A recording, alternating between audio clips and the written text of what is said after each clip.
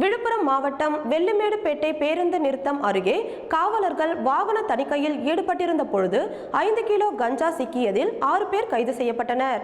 விழுப்புரம் மாவட்ட காவல் கண்காணிப்பாளர் சரவணன் உத்தரவின் அடிப்படையில் ரோஷினி காவல் நிலைய ஆய்வாளர் தரணேஸ்வரி, உதவி ஆய்வாளர் சண்முகம், முரளி மற்றும் காவலர்கள் தலைமையில் வெள்ளிமேடுபேட்டை பேருந்து நிறுத்தம் அருகே வாகன தணிக்கையில் ஈடுபட்டிருந்த போது அவ்வழியாக இருசக்கர வாகனத்தில் வந்தவர்களை நிறுத்தி சோதனை மேற்கொண்டதில் முன்னுக்கு பின் முரணாக பதிலளித்த நிலையில் இருசக்கர வாகனத்தை சோதனை செய்தனர். சோதனையில் கஞ்சா பொட்டலங்கள் இருப்பதை கண்டறிந்தனர்.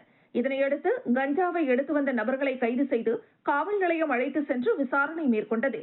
வந்தவாசி தாலுகா காட்டேரி கிராமம் மாரியம்மன் கோவில் தெருவை சேர்ந்த கவியரசு மற்றும் ஐயனார் ஆகியோரை விசாரித்தனர். விசாரணையில் அவர்கள் அளித்த தகவலின் அடிப்படையில் சதீஷ், விழுப்புரம் ஜிஆர்பி தெருவை சேர்ந்த ரகுமதி, வெள்ளிமேடுபேட்டை குபேந்திரன் ஆகிய 4 கைது செய்தனர். மேலும் அவர்களிடமிருந்து 5 கிலோ கஞ்சா பறிமுதல் செய்யப்பட்டது.